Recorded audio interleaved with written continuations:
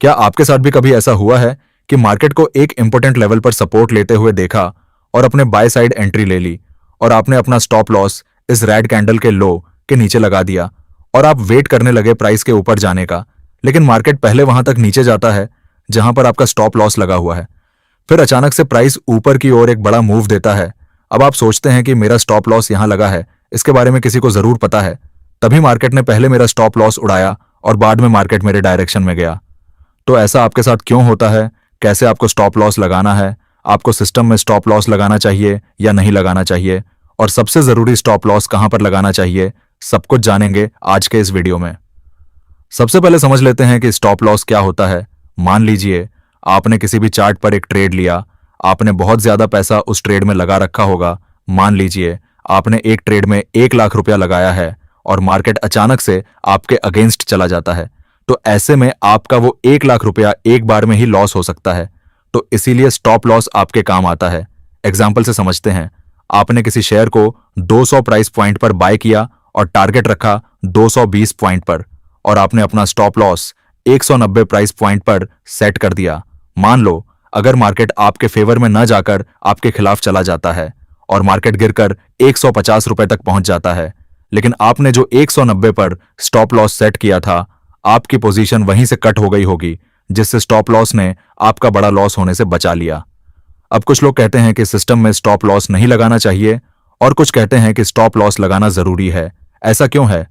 क्योंकि कई बार शायद आपने भी नोटिस किया होगा कि आपने एक चार्ट पर सपोर्ट लेवल पर एक perfect bullish engulfing candlestick pattern बनते हुए देखा और आपने इसके अगली कैंडल पर बाय कर लिया और अपना स्टॉप लॉस इस बुलिश इंगल्फिंग पैटर्न के ठीक नीचे लगा दिया। आपने जैसे ही अपना स्टॉप लॉस लगाया और थोड़ी ही देर में प्राइस इस बुलिश इंगल्फिंग पैटर्न तक नीचे आता है और आपका स्टॉप लॉस को हिट करके साथ ही आपको चढ़ाकर तेजी से आपके ही डायरेक्शन में भाग जाता है। तो ऐसे में कई बार आप अपने आप से सवाल करते हैं कि अगर मैं यहां स्टॉप लॉस न लगाता, उसके बाद प्राइस बुलिश इंगल्फिंग तक आकर वापस हो जाती, तो मेरा अच्छा खासा प्रॉफिट बन सकता था। बेकार में ही इस स्टॉप लॉस ने मेरा अच्छा खासा प्रॉफिट लॉस करवा दिया ना। इसलिए स्टॉप लॉस लगाना बुरी चीज है, लेकिन ऐसा नहीं है। क्या आपको पता है कि स्टॉप लॉस कितने तरीके के होते हैं? शायद आपको एक ही स्टॉप लॉस के बारे में पता है, लेकिन असल में स्टॉप लॉस 3 तरीके के होते हैं। सबसे पहले जो स्टॉप लॉस होता है उसे प्राइमरी स्टॉप लॉस कहते हैं, और यही वो नॉर्मल स्टॉप लॉस है जो हमें ट्रेड लेते ही लगाना होता है। मान लीजिए आपने 200 रुपए पर कोई ट्रेड लिया और आपकी स्ट्रैटेजी के हिसाब से, जैसे सपोर्ट रेजिस्टेंस का उपयोग करते हुए आपको लगता है कि 190 रुपए एक मजबूत सपोर्ट है, तो आपको स्टॉप लॉस 190 रुपए पर लगाना है। क्यों लगाना है ये मैं आपको आगे बताऊंगा, लेकिन अभी के लिए समझिए कि आपने जो 90 रुपए का स्टॉप लॉस लगाया है वही आपका प्राइमरी स्टॉप लॉस है। अब इसके बाद आता है दूसरे टाइप का स्टॉप लॉस, जिसे हमें तब लगाना होता है जब हमारा ट्रेड प्रॉफिट में जाने लगे। मान लीजिए आपने यहां शेयर खरीदा और खरीदने के बाद न तो आपकी किस्मत खराब हुई और न ही आपकी स्ट्रैटेजी गलत निकली, इसीलिए प्राइस गिरा नहीं, उल्टा बढ़ना शुरू हो गया। अब मान लो प्राइस 210 रुपए तक पहुंच गया, तो क्या आप चाहेंगे कि प्राइस 210 रुपए से वापस गिरकर आपके 190 रुपए के स्टॉप लॉस को हिट करे और आपको नुकसान हो? बिल्कुल नहीं चाहेंगे। तो अब क्योंकि आपने पहले से 190 रुपए का स्टॉप लॉस लगाया हुआ है, आप क्या कर सकते हैं? आप अपना स्टॉप लॉस बढ़ाकर 200 रुपए पर सेट कर सकते हैं, और जैसे ही आप स्टॉप लॉस को 200 रुपए पर ले आते हैं, आपका ट्रेड ब्रेक इवन हो जाता है। इसीलिए इसे ब्रेक इवन स्टॉप लॉस भी कहा जाता है, क्योंकि आपने शेयर 200 रुपए पर खरीदा था और स्टॉप लॉस 200 रुपए पर रख दिया। तो अगर प्राइस वापस गिरकर 200 रुपए पर आ जाए तो आपको नुकसान तो होगा नहीं, आपकी ट्रेड कॉस्ट टू कॉस्ट होगी, थोड़ा बहुत ब्रोकरेज कटेगा, लेकिन कोई बड़ा नुकसान नहीं होगा। यही होता है ब्रेक इवन स्टॉप लॉस। अब तीसरे टाइप का स्टॉप लॉस आता है ट्रेलिंग स्टॉप लॉस, जिसके बारे में मैं कई बार कहता हूं कि आपको इसका इस्तेमाल जरूर करना चाहिए।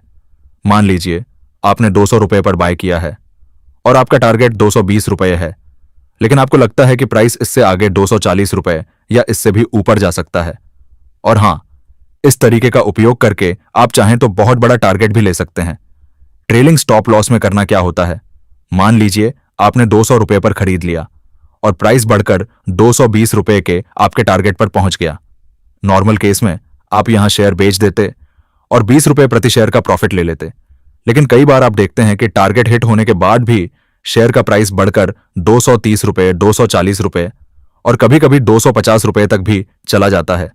आपने बाय 200 रुपए पर किया था और 250 रुपए तक प्रॉफिट ले सकते थे, लेकिन आपने 220 रुपए पर ही बेच दिया और एक बड़ा प्रॉफिट मिस कर दिया। ऐसी स्थिति में ट्रेलिंग स्टॉप लॉस बहुत काम आता है। क्या करना है? जैसे ही आपने देखा कि प्राइस टारगेट तक पहुंच गया है, मान लो प्राइस 222 रुपए तक गया है, आप अपना स्टॉप लॉस जो पहले 190 रुपए था, फिर ब्रेक इवन पर 200 रुपए हुआ, उसे बढ़ाकर 220 रुपए पर ले आए। अब मान लीजिए प्राइस आगे बढ़कर 240 रुपए हो गया, तो आप अपना स्टॉप लॉस बढ़ाकर 225 रुपए या 230 रुपए कर सकते हैं। अब क्या होगा? अगर प्राइस 240 रुपए तक जाता है और फिर गिरकर नीचे आता है, तो भी आपका ट्रेड 225 से 230 रुपए पर बुक हो जाएगा, यानी प्रॉफिट पक्का है।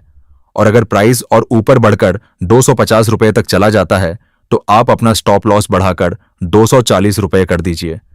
और जैसे जैसे प्राइस आगे बढ़ता जाए, आप बस अपने स्टॉप लॉस को उसके पीछे पीछे ले जाते जाएं।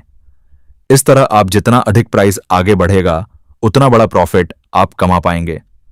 कई बार जो प्रॉफिट आप 4 से 5 ट्रेड में कमाते हैं, उतना प्रॉफिट आप सिर्फ एक अच्छे ट्रेलिंग स्टॉप लॉस वाले ट्रेड में कमा सकते हैं।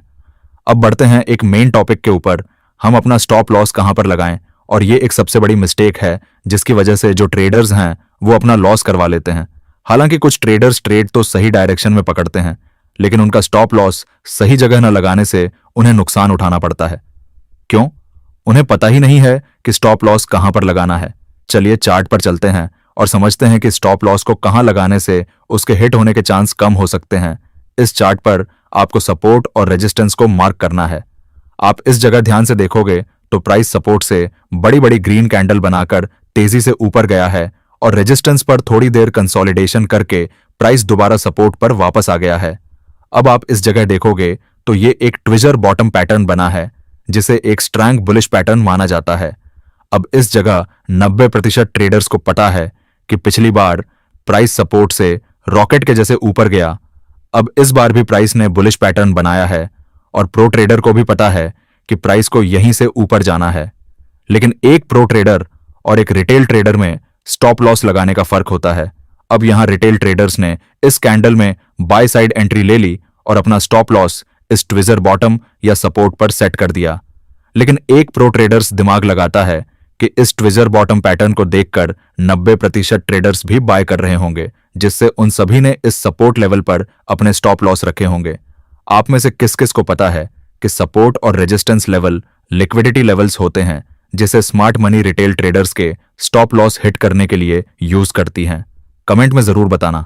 अब मुद्दे पर आते हैं। अब प्रो ट्रेडर्स भी इसी जगह बाय करता है, लेकिन स्टॉप लॉस इस सपोर्ट लेवल से 4 या 5 पॉइंट नीचे सेट कर देता है। वो सोचता है कि इस लेवल पर जिस किसी ने भी यहां बाय किया है, उसने अपने स्टॉप लॉस इस सपोर्ट पर लगाए होंगे, जिससे स्मार्ट मनी को पोजीशन बनाने का मौका मिल सकता है। अगर स्मार्ट मनी इन सभी के स्टॉप लॉस हिट करने मार्केट को रिटेस्ट करता है, तो उसका स्टॉप लॉस हिट होने के चांस कम हो सकते हैं। अब आप देख सकते हैं मार्केट में सपोर्ट लेवल पर जितने भी स्टॉप लॉस रखे थे, प्राइस उन्हें हिट करके कितनी तेजी से ऊपर गया, लेकिन प्रो ट्रेडर्स को प्रॉफिट हुआ। क्यों? क्योंकि प्रो ट्रेडर ने अपना स्टॉप लॉस इस लिक्विडिटी सपोर्ट जोन से थोड़ा नीचे सेट कर रखा था। तो ट्रेडर्स, जब भी आप ट्रेड लेते समय स्टॉप लॉस सेट करें, तो जिस कैंडल या लेवल पर आप स्टॉप लॉस लगाएं, तो 4 या 5 पॉइंट थोड़ा नीचे सेट करें। अगर मार्केट स्टॉप लॉस हिट करने वापस आता भी है, तो आपका स्टॉप लॉस हिट होने के चांस कम हो सकते हैं।